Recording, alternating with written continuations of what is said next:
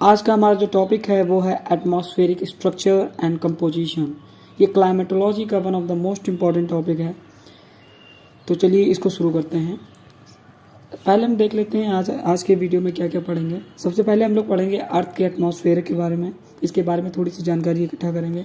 फिर हम लोग देखेंगे कंपोजिशन ऑफ एटमॉस्फेयर के बारे में कि कौन कौन सी गैसेस पाई जाती हैं एटमॉस्फेयर में।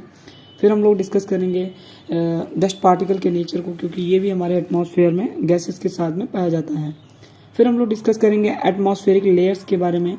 सबसे पहले डिस्कस करेंगे ट्रोपोस्फेयर, फिर स्ट्रेटोस्फेयर, फिर mesosphere, ionosphere and then at last exosphere.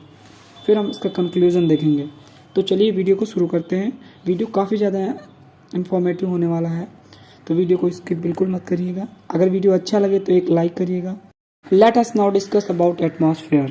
Atmosphere is the mixture of gases and dust particles around the surface of Earth due to its gravitational force.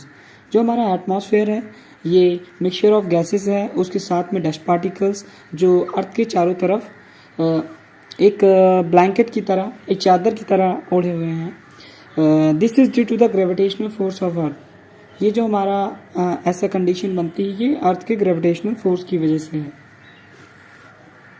आपसे एक क्वेश्चन पूछता हूँ, काफ़ी ज़्यादा इंटरेस्टिंग है कि अर्थ के इक्वेटर पे गैसेस का जो लेंथ है वो ज़्यादा क्यों है और पोल्स पे कम क्यों है। इसका आंसर मैं आपको लास्ट में बताऊंगा कि ऐसा क्यों होता है। Now we will discussing about composition of atmosphere. In the atmosphere nitrogen is found in high abundance. Nitrogen की क्वांटिटी जो है सबसे ज़्यादा है हमारे एटमॉस्फेयर में गैसेस में, जो कि लगभग हमारा 79% के आसपास है। फिर हमारी जो सेकंड गैस है जो हाई क्वांटिटी में पाई जाती है वो हमारी ऑक्सीजन है, ये भी लगभग 21% है। ये दोनों गैसेस मिलकर लगभग 99% एटमॉस्फेयर हमारी बनाती हैं। जो थर्ड नंबर पे हमारी गैस है वो आर्गन है, लगभग 1% के आसपास। फिर हमारा फोर्थ नंबर पे जो गैस है वो कार्बन डाइऑक्साइड है। इसके बाद नियॉन गैस है जो मैं इसमें मेंशन करना भूल गया हूँ, तो उसके लिए सॉरी। फिर हमारी जो 6 नंबर पे गैस आती है वो हमारा क्रिप्टॉन है, 7 नंबर पे हीलियम है, 8 नंबर पे हाइड्रोजन है, 9 नंबर पे ज़ेनॉन है। Now we will be discussing about the nature of the dust particles. Dust particles का क्या नेचर है जो हमारे एटमॉस्फेयर में गैसेस के साथ पाए जाते हैं। तो जो इसका पहला फंक्शन है वो act as a moisture holding और कैप्चरिंग न्यूक्लियस। ये मॉइस्चर होल्डिंग की तरह काम करता है और help in the formation of the cloud. ये क्लाउड फॉर्मेशन में plays a very important role. Second जो इसका है act as a heat sink की तरह काम करता है। और थर्ड है इसका जो फंक्शन है वो show green house effect. Green house effect ऐसा इफेक्ट है जो सन रेज को अंदर तो आने देता है बट उसको रिफ्लेक्ट बैक नहीं होने देता है। इसको हम लोग डिटेल में एक वीडियो में पढ़ेंगे। Now we will discussing about the layers of atmosphere. कौन कौन सी लेयर्स हैं एटमॉस्फेयर में। जो सबसे नीचे लेयर है हमारी that is the troposphere, then stratosphere, mesosphere, ionosphere and then exosphere. जो हमारा एटमॉस्फेयर है it is the gaseous layer that blankets earth.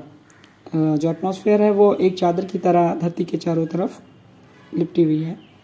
And almost 99% of water vapour जो है हमारा ट्रोपोस्फेयर में ही है और 75% of the mass of the जो हमारा गैसेस है वो हमारा ट्रोपोस्फेयर में है। इसको हम डिटेल में पढ़ेंगे आगे की स्लाइड्स में। तो चलिए डिस्कस करते हैं troposphere. What is troposphere. Troposphere जो हमारा है lower most layer of atmosphere है, जैसे कि डायग्राम में दिखाया गया है। ये लोअर मोस्ट लेयर है। जितने भी वेदरिक फिनोमेना हैं वो इसी लेयर में होते हैं। जितने डिस्टर्बेंसेस होते हैं, ह्यूमन एक्टिविटीज़ होती हैं, वो लगभग इसी लेयर में होती हैं। Dust particles are found lead to the cloud formation. इसके बारे में हम लोगों ने पहले भी डिस्कस किया है। जो हमारे डस्ट पार्टिकल्स हैं वो इस लेयर में पाए जाते हैं, जिसकी वजह से क्लाउड फॉर्मेशन होता है। हमने डस्ट का नेचर देखा था कि वे न्यूक्लियस, मॉइस्चर होल्डिंग न्यूक्लियस की तरह काम करते हैं और क्लाउड फॉर्मेशन में इम्पॉर्टेंट रोल प्ले करते हैं। जो जेट स्ट्रीम है वो अपर पार्ट ऑफ ट्रोपोस्फेयर पे सर्कुलेट करती हैं, ट्रोपोपास पे सर्कुलेट करती हैं with the high velocity. Temperature in this layer decreases with the increasing height. जैसे जैसे हम ऊपर जाते जाएंगे ट्रोपोस्फेयर में जो टेम्परेचर है वो एवरेज टेम्परेचर डिक्रीज होता रहेगा 1 डिग्री सेल्सियस पर 165 मीटर और 6.5 डिग्री सेल्सियस पर 1000 मीटर। ये जो लेयर है हमारी लगभग 8 किलोमीटर ऊपर तक है पोल्स पे and 18 kilometre at the equator. This is the main question that I have asked in the beginning of the video. यही मैंने क्वेश्चन बिगिनिंग में पूछा था कि जो हमारा एटमॉस्फेयर है वो इक्वेटर पे ज़्यादा क्यों है और हमारा पोल्स पे कम क्यों है। इसका आंसर मैं लास्ट में बताऊंगा वीडियो में। Then we will be discussing about stratosphere. This is the second layer above the troposphere. ये जो हमारी लेयर है वो लगभग 50 किलोमीटर की हाइट तक एक्सटेंड करती है। यहाँ पे क्लाउड फॉर्मेशन नहीं होता है, अगर होता भी है तो सीरियस क्लाउड्स फॉर्मेशन होता है जिससे वर्षा नहीं होती है, बारिश रेनफॉल नहीं होती है सीरियस क्लाउड्स के द्वारा। इसके बिगिनिंग में टेम्परेचर राइज करता है, देन कॉन्स्टेंटली फिर जैसे जैसे ऊपर बढ़ते जाएंगे उसका टेम्परेचर चेंज होने लगेगा। ये ओजोन लेयर की वजह से है। हमने अभी नीचे देखा था ट्रोपोस्फेयर की लेयर में, सबसे पहले जैसे ही हम ऊपर जा रहे थे तो टेम्परेचर 1 डिग्री सेल्सियस जो है वो कम हो रहा था पर 165 मीटर पे। बट जैसे जैसे यहाँ पे हम देखेंगे तो यहाँ पे पहले तो हमारा टेम्परेचर स्टेबल रहेगा, बट फिर कुछ डिस्टेंस के ऊपर लगभग 20 किलोमीटर के ऊपर जो हमारा टेम्परेचर राइज करना स्टार्ट कर देगा, क्योंकि इसी लेयर में हमारी ओजोन लेयर पाई जाती है। उसको हम आगे डिस्कस करेंगे। जो ओजोन लेयर है वो अल्ट्रावायलेट रेज जो सन रेज हैं उनको एब्जॉर्ब करती है, इसकी वजह से टेम्परेचर राइज करने लगता है। At reaching the top of the layer the temperature become 0 degree Celsius. जैसे ही हम टॉप ऑफ द लेयर पर पहुंचते हैं तो इसका टेम्परेचर लगभग 0 डिग्री सेल्सियस हो जाता है। अब हम लोग देख लेते हैं ओजोन लेयर के बारे में, जो कि हमारी स्ट्रेटोस्फेयर की लेयर में पाई जाती है। Stratosphere is also sometime referred as ozonosphere. कहीं कहीं बुकों में स्ट्रेटोस्फेयर को ओजोनोस्फेयर लिख के दिखा देते हैं। जो हमारी ओजोन लेयर है बेसिकली फाउंड होती है 20 to 35 किलोमीटर में। ये पॉइजनस लेयर है। अगर ये हमारे ट्रोपोस्फेयर में होती तो ये ह्यूमंस के लिए हार्मफुल भी हो सकती थी, बट ये हमारी स्ट्रेटोस्फेयर लेयर में है तो ये हमें वहाँ काफ़ी डिस्टेंस है और ये हमें हेल्प करती है अल्ट्रावायलेट रेज से बचाने में। जहाँ पे ओजोन लेयर प्रेजेंट है वहाँ पे टेम्परेचर राइज करता है as we go up at the height। इसको हम inversion कहते हैं। When the temperature increases with the increasing height, this is known as inversion। Now we will discuss about mesosphere। What is mesosphere? Mesosphere की जो layer है वो लगभग 50 kilometre से 80 किलोमीटर की रेंज तक एक्सपैंड करती है।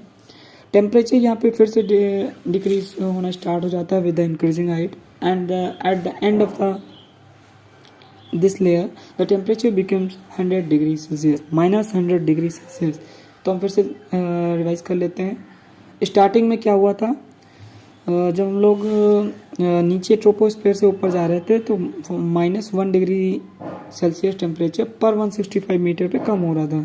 फिर हम जब स्ट्रेटोस्फेयर में आए तो पहले कुछ डिस्टेंस तक टेम्परेचर स्टेबल रहा, बट फिर से वह इंक्रीज होना स्टार्ट हो गया क्योंकि वहाँ पे ओजोन लेयर प्रेजेंट थी। Then again in the mesosphere temperature started to decline. फिर से टेम्परेचर कम होने लगा और वो रीच कर जाता है -100 degree Celsius at the top of the layer mesosphere. इस लेयर में नॉक्टोल्यूशन क्लाउड्स का फॉर्मेशन होता है। नॉक्टोल्यूशन क्लाउड तब बनते हैं जब हमारे यूनिवर्स से या फिर हमारे स्पेस से मेटेओराइट्स आते हैं और इसी लेयर में बर्न हो जाते हैं। उनके द्वारा जो डस्ट इकट्ठा होती है उसी के द्वारा क्लाउड्स बनते हैं, उनको हम नॉक्टोल्यूशन क्लाउड्स कहते हैं। Now we will discuss about ionosphere. इसको कभी कभी थर्मोस्फेयर भी कहते हैं। आइनोस्फेयर की जो टॉप ऑफ द लेयर है उसी को हम थर्मोस्फेयर कहते हैं। तो जो हमारी थर्मोस्फेयर या आइनोस्फेयर है ये लगभग एक्सटेंड करती है 80 to 640 किलोमीटर तक। इस लेयर में N2 और O2 जो है वो एटॉमिक स्टेज में पाए जाते हैं। When the sun rays fall on ionosphere, it divides in many layers। जब सन रेज फॉल करती हैं आइनोस्फेयर पे तो ये मेनी लेयर्स में डिवाइड हो जाता है और इसमें अलग अलग लेयर अलग अलग वेव रेडिएशन को एब्जॉर्व करता है और अलग अलग रेडिएशन अर्थ पे भेजता है। जो लेयर्स में डिवाइड होती हैं D, E, F, G है। Upper layer of the ionosphere is known as thermosphere. जैसे कि हम लोगों ने डिस्कस किया था, जो अपर लेयर है हमारी आइनोस्फेयर की उसी को हम थर्मोस्फेयर भी कहते हैं।